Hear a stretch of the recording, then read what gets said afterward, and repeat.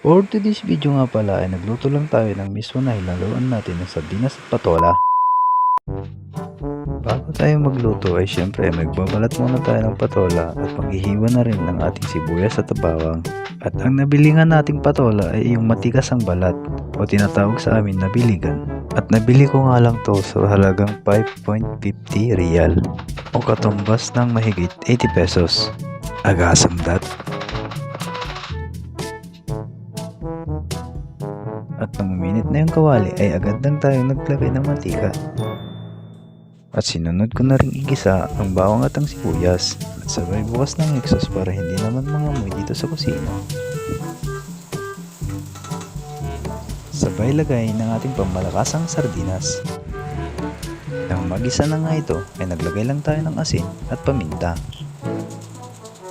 Sabay lagay ng kaunting tubig, pati ang miswa. At nang lumambot na nga ang ating miswa, ay sinunod ko na rin ang paglalagay ng patola.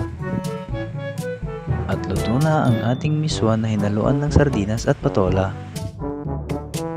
Bago nga pala magtapos ang ating video ay shoutout nga pala kay Joel King Lozano Mabalo. At hanggang dito na lang muna. Salamat sa panonood. Love you.